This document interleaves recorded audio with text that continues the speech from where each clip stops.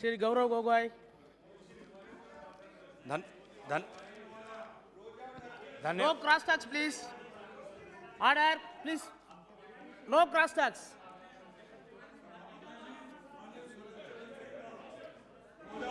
No, nothing will go on record except to Honorable Member Gogoi. Please, continue. Keep silence, please. धन्यवाद No सभापति cross-talks. महोदय। आज इस महत्वपूर्ण बिल पर चर्चा करने के लिए मैं खड़ा हुआ हूं और इस बिल में बहुत से महत्वपूर्ण प्रश्न पूछे गए हैं, जिन प्रश्नों का उत्तर बिल के statement of objects and reasons में विवरण नहीं किया गया है। और कभी भी कानून अच्छा या बुरा सिर्फ कानून पढ़ के हम नहीं कह सकते, लेकिन कानून का उपयोग या दुरुपयोग करने वाले जो सरकार है, उसका हिस्टोरिक रिकॉर्ड, उसका आचरण देख के हम कह सकते हैं कि ये कानून भविष्य में हमारे सहयोग में आएगा या इस कानून के द्वारा विपक्ष की आवाज़ को कुचलने की कोशिश होगी। आज ये कानून में बहुत से खामियां हैं और बहुत से प्रश्न हम उठा सकते हैं। सैद्धांतिक रूप से हम प्रश्न उठा सकते हैं, संवैधानिक रूप से हम प्रश्न उठा सकते हैं, सुशासन के रूप आधार पे हम प्रश्न उठा सकते हैं।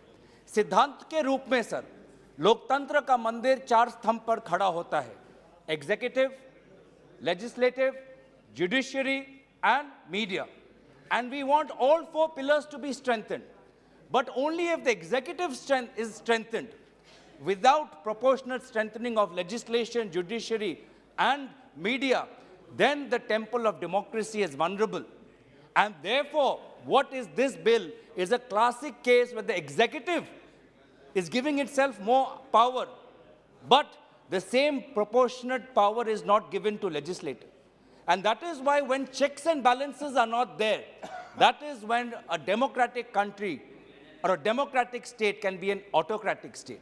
And that is something that we have to be careful of, because with the advent of technology, with advent of new tools, a government has much more powers than what it did in 1920.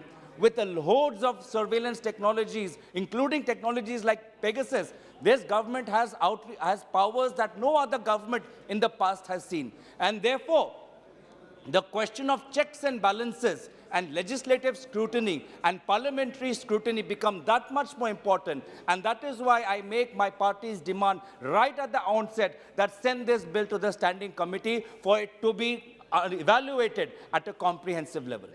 This question, there is also the constitutional questions, which has been outlined by my senior member of parliament, Manish Tiwari, on Article 14, Article 21, Article 16 and Article 23.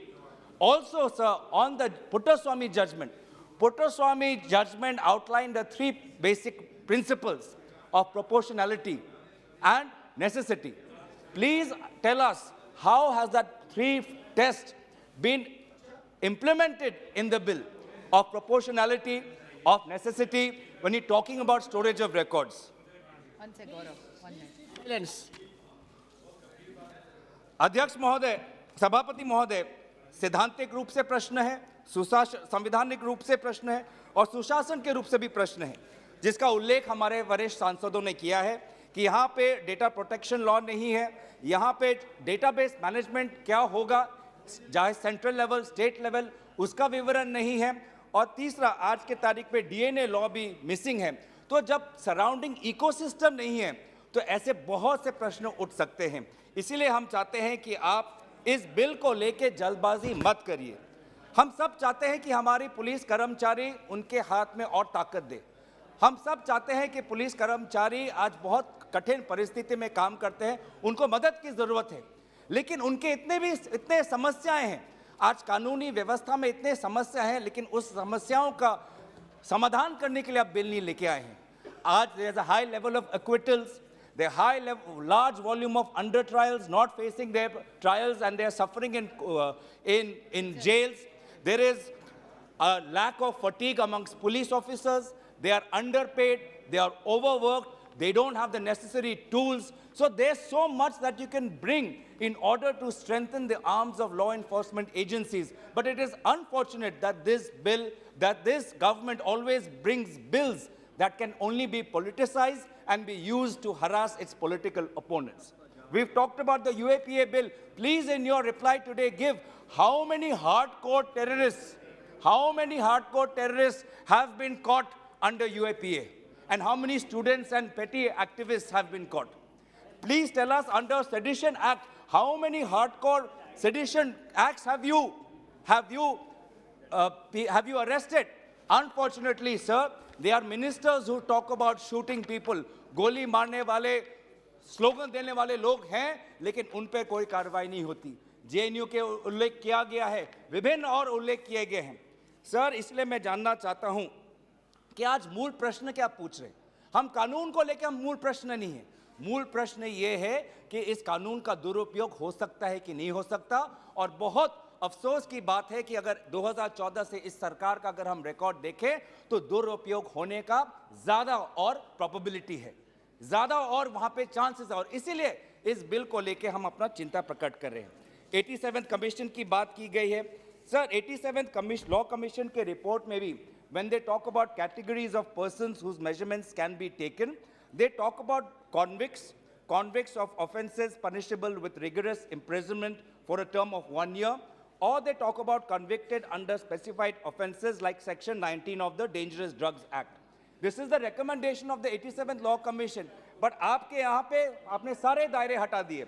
कोई भी convict हो सकता है, किसी भी offence के लिए arrest हो सकता है, या प्रिवेंटिव डिटेंशन लॉ के अंदर भी उसको इस कानून के अंदर लाया गया है.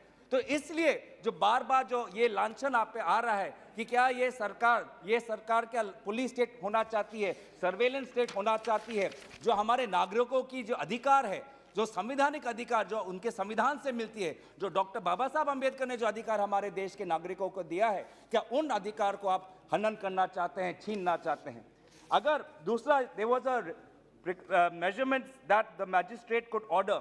In the old bill, in the 1920 bill, the magistrate said could order that no order shall be made under this section unless the person has at some time been arrested in connection with such investigation or proceeding. So there has to be a prior arrest, which was there in the 1920 law, and also it was reiterated in the 87th Law Commission report. But now in your bill, you give the magistrate far more powers than what has been recommended under the 87th Law Commission. अब आप बोल रहे हैं, the magistrate can order collection of measurements of any person, whether or not arrested. तो इसीलिए आप हमें बताइए कि 87 लॉ कमीशन का आप जरूर आप जिक्र करिए, लेकिन उन्होंने जो रिकमेंडेशन दिए हैं उससे आप और बाहर क्यों गए हैं? एग्जीक्यूटिव ओवररीच क्यों हो रहा है? तीसरी बात आई है ये सेंट्रलाइजेशन, ये पूरा डाटा आप चाहते हैं कि नेशनल क्राइम रिकॉर्ड्स ब्यूरो में ये पूरा डाटा रिकॉर्ड होना चाहिए. कहीं ना कहीं लॉ एंड ऑर्डर जब स्टेट सब्जेक्ट होता है और पूरा ये data national crime records bureau में आता है, तो इसको लेके मुझे एक पुरानी बात याद आती है प्रधानमंत्री मोदी जी की, जब वो गुजरात के मुख्यमंत्री थे और उस समय की यूपीए सरकार ने नेशनल काउंटर टेररिज्म काउंसिल का उल्लेख किया था. और उस समय मुख्यमंत्री मोदी जी, जो आज के तारीख में प्रधानमंत्री हैं, उस समय गुजरात के मुख्यमंत्री होने के नाते उन्होंने नेशनल काउंटर टेररिज्म काउंसिल का विरोध किया था कि ये संघीय ढांचा पर एक आक्रमण है. तो आज जो आप पूरा ये जो डाटा है स्टेट का, अब आप नेशनल क्राइम रिकॉर्ड्स में लाना है, तो क्या मुख्यमंत्री मोदी जी ने उस समय जो कहा था, क्या उसके बातें के अनुकूल आप नहीं हैं? तो ये अब मैं जानना चाहता हूं. आप बात करते हैं विभिन्न देशों की. हमारे भाजपा के प्रथम प्रवक्ता ने बात की थी कि यूएस में भी ऐसे लॉ है, यूके में भी ऐसे लॉ है, दूसरे देश में भी ऐसे लॉ है. माना मैंने माना कि यूएस और यूके में ऐसे कुछ लॉज हैं जिसमें ये सारा डाटा ले सकते हैं, पर उनका इकोसिस्टम देखिए. यूएस में जब एक पुलिस कर्मचारी अगर अपने ड्यूटीज का डिरेक्शन करता है, जॉर्ज फ्लॉयड के केस में जब एक पुलिस कर्मचारी के एक्शन से जब एक आदमी मर गया तो उसका ट्रायल जज कोर्ट में हुआ और उसको सेंटेंस मिली. यहाँ पे क्या होता है? यहाँ पे अरुणाचल प्रदेश के 2 बच्चों को आर्मी गोली मार देता है, कोई नहीं. मोन डिस्ट्रिक्ट नागालैंड में 14 लोग मारे जाते हैं, कोर्ट ऑफ इंक्वायरी बैठी है लेकिन कुछ नहीं. तो इसीलिए आप यूएस और यूके की बात करते हैं, लेकिन वहाँ का इकोसिस्टम, वहाँ के ऑफिसर्स की ट्रेनिंग, वहाँ के ऑफिसर्स पे सुपरविजन यहाँ पे कहाँ है? आफ्सपा के अंदर आप देख सकते हैं कि अरुणाचल प्रदेश में 2 शूटिंग हुआ है, कोई हमारे पता नहीं, मोन डिस्ट्रिक्ट के शूटिंग में कुछ नहीं पता कितने सारे कस्टोडियल डेथ हुए हैं, आपने कितने सारे ऑफिसर्स को पकड़ा। यूके में पुलिस ऑफिसर्स जो अपने हर डिसीजन राइटिंग में रखते हैं। यूएस में पुलिस ऑफिसर्स अपने आर्मर में बॉडी कैमरा रखते हैं ताकि हमेशा लीगल वहां पे चैलेंज हो सकता है। ऐसे एक आप तकनीक दीजिए, ऐसा एक इकोसिस्टम बनाइए हमारे कर्मचारियों को सशक्त करने के लिए, उनको ट्रेनिंग दीजिए, उनको अस्त्र दीजिए, उनको उनका जो पगार है वो बढ़ाइए, और तब जाके आप कंपेयर करिए यूएस और यूके के साथ। तो इसीलिए मैं बार बार बात करता हूं, the home minister has given us know assurance that this bill will not be abused, and that is the central question. Therefore, on basis of constitutional propriety, on the basis of propriety of Indian principles, on the basis of propriety of governance, I demand that this bill should be sent to the standing committee. Thank you very much.